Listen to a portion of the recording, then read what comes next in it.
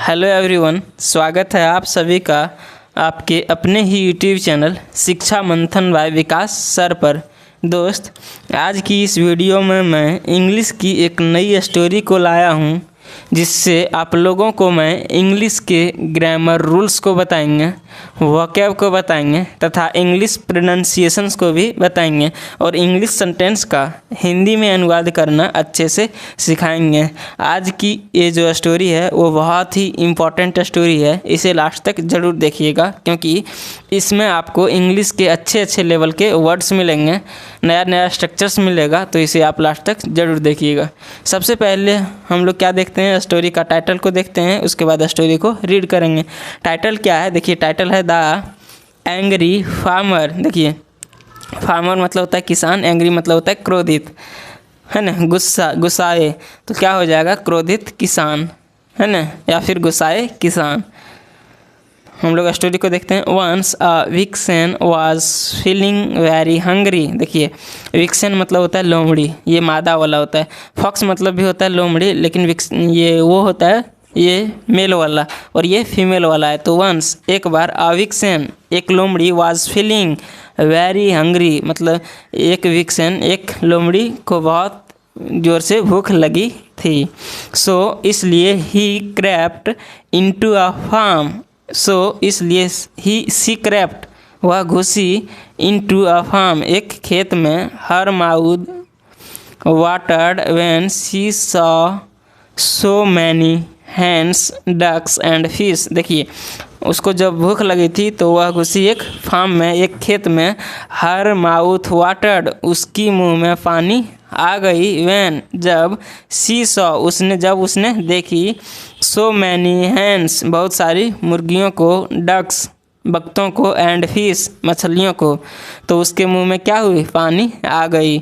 Without wasting a minute, without wasting बिना देरी किए हुए, बिना बर्बाद किए हुए, अ मिनट एक मिनट भी बिना बर्बाद किए हुए, सी ग्रैब्ड उसने पकड़ी, ग्रैब मतलब होता है पकड़ना, सी ग्रैब्ड उसने पकड़ी, आ हैन एक मुर्गी को, एंड रैन अवे और भाग गई और चली गई।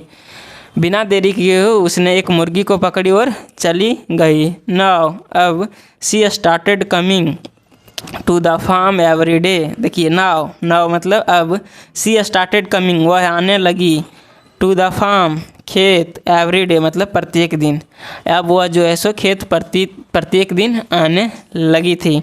वन डे एक दिन, द फार्मर नोटिस्ड फार्मर ने ध्यान दिया, देखा, डेट कि these animals were decreasing in number. देखिए हीज एनिमल्स उनकी जो जानवरों थे वर डिक्रीजिंग घट रहे थे, इन नंबर संख्या में। देखिए इन मतलब होता है मैं, तो संख्या में घट रहे थे।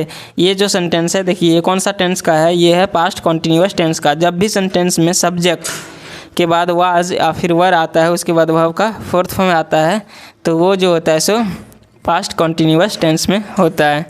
तो उसके जानवर घट रहे थे इन नंबर मतलब संख्या में, है ना। सो इसलिए ही कैप्ट अ वॉच उसने क्या किया, एक निगरानी को रखा, उसने निगरानी को रखा। देखिए कैप्ट मतलब रखना होता है, ही कैप्ट उसने रखा, अ वॉच निगरानी को। ही वॉज फ्यूरियस वह क्रोधित था, फ्यूरियस मतलब क्या होता है क्रोधित, ही वॉज फ्यूरियस वह क्रोधित था। व्हेन जब ही सॉ द विक्सन उसने क्या देखा, उसने जब विक्सन को, उसने लोमड़ी को देखा तो वो क्या हुआ, क्रोधित था, वो आग बबूला था। ही सेट अ ट्रैप। देखिए ही सेट उसने लगाया, अ ट्रैप एक जाल को, उसने एक जाल को बिछाया, एंड कॉट द विक्सन और पकड़ लिया किसको, विक्सन को, लोमड़ी को। उसने एक जाल को बिछाया और लोमड़ी को पकड़ लिया। टू पनिश हर उसे सजा देने के लिए। हर देखिए जो पुरुष ये फीमेल के लिए क्या आता है, हिम आता है, लेकिन फीमेल के लिए क्या आता है, हर आता है, तो यहाँ हर आया है, तो ये क्या है, ये लोमड़ी की जो बात की जा रही है वो क्या है, फीमेल लोमड़ी है ना। टू पनिश हर उसे सजा देने के लिए, पनिश मतलब होता है सजा देना, तो उसे सजा देने के लिए he dipped her tail in oil. देखिए ही डिप्ड उसने डुबोया, डिप मतलब होता है डुबाना, ही डिप्ड उसने डुबोया, हर टेल उसकी पूंछ को, इन ऑयल तेल में, and set fire to it और उसमें क्या कर दी, उसकी पूंछ में आग लगा दिए। उसने जो है सो उसके पूंछ को तेल में डुबाया और उसमें क्या कर दिया, सेट फायर मतलब आग लगा दिया। The vixen started jumping around in pain. देखिए the vixen started jumping, vixen जो थी, लोमड़ी जो थी वो उछल कूद करने लगी इन पेन, दर्द से। She started running madly everywhere, madly मतलब होता है पागल की तरह। सी स्टार्टेड रनिंग, वह भागने लगी, वह इधर उधर करने लगी, मैडली पागल की तरह, एवरीवेयर हर जगह, वो हर जगह उछल कूद इधर उधर भागने लगी पागलों की तरह, है ना। नाउ नाउ मतलब अब, the farmer had kept some wheat crops for farming. देखिए फ्रनिंग मतलब क्या हो जाएगा, छटाई के लिए। नाउ अब द फार्मर हैड केप्ट, किसान ने रखा था, सम व्हीट क्रॉप्स मतलब कुछ गेहूं के फसलें को, फॉर फ्रनिंग किसके लिए, छटाई के लिए। As the vixen came near, जैसे ही, एज मतलब जैसे ही, द विक्सन कैम जैसे ही लोमड़ी आई, नियर द व्हीट क्रॉप्स मतलब गेहूं के फसलें के नज़दीक, दे कॉट फायर उनमें आग लग गई। जैसे ही जो ये लोमड़ी थी वो कहाँ आई, फसलें के, गेहूं के फसलें के नज़दीक आई, वैसे ही आग लग गई। All the wheat was destroyed, सारे के सारे व्हीट मतलब सारे के सारे गेहूं, वाज डिस्ट्रॉयड बर्बाद हो गए थे, सारे के सारे जो व्हीट गेहूँ थे वो बर्बाद हो गए। सैडली मतलब दुख की बात यह है, नाउ अब एवरीथिंग वाज ओवर, सब कुछ ख़त्म हो गया था। सैडली मतलब होता है दुख की बात, दुख की बात यह था, नाउ अब एवरीथिंग वाज ओवर, हर चीज़ ख़त्म हो गया था। The poor farmer regretted acting without thinking. देखिए द पुअर फार्मर गरीब किसान, बेचारा किसान, रिग्रेटेड, देखिए रिग्रेट मतलब होता है पछतावा करना, तो पछतावा किया, एक्टिंग विदाउट थिंकिंग जो एक्ट किया, जो काम किया, विदाउट थिंकिंग बिना सोचे समझे, इसके लिए उसे क्या हुआ, पछतावा हुआ, उसने पछतावा किया। क्या पछतावा किया देखते हैं।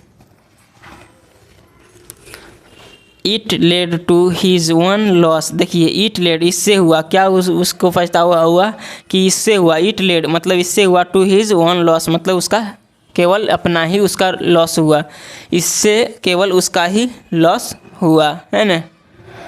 अब देख लेते हैं हम लोग मॉरल। इस कहानी का मॉरल क्या है, मॉरल मतलब होगा शिक्षा।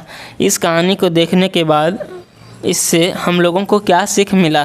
देखिए मॉरल मतलब होता है शिक्षा, क्या सीख मिला। Think before you act. देखिए थिंक बिफोर मतलब सोचो, थिंक मतलब क्या होता है, सोचना। ये जो सेंटेंस है ये इम्परेटिव सेंटेंस है। इम्परेटिव सेंटेंस क्या होता है, वैसा सेंटेंस जब हम किसी को कुछ सलाह देते हैं, किसी से कुछ ऑर्डर लेते हैं या फिर किसी को ऑर्डर देते हैं, रिक्वेस्ट करते हैं, ऐसा जो सेंटेंस होता है वो इम्परेटिव सेंटेंस होता है। तो क्या है, थिंक बिफोर मतलब सोचो, क्या करो, सोचो पहले। यू एक्ट मतलब तुम काम करने से पहले सोच लो, है ना। कोई भी व्यक्ति काम करने से पहले, किसी भी व्यक्ति को काम करने से पहले सोचना होता है ना। तो दोस्त ये स्टोरी आप सभी को कैसा लगा, आप इसे कमेंट में ज़रूर बताइए। और यदि ये स्टोरी से कुछ सीखने को मिला होगा तो प्लीज़ चैनल को सब्सक्राइब कीजिए, वीडियो को लाइक कीजिए, वीडियो को दोस्तों के साथ शेयर कीजिए। मैं इसी प्रकार से रेगुलर एक इंटरेस्टिंग स्टोरी, एक मॉरल स्टोरी को लाता रहूँगा और आप सभी को इंग्लिश सिखाने की, इंग्लिश की डर भगाने की प्रयास करता रहूँगा। तो हम लोग फिर मिलेंगे नेक्स्ट वीडियो में, तब तक के लिए जय हिंद, अपना ख्याल रखिए।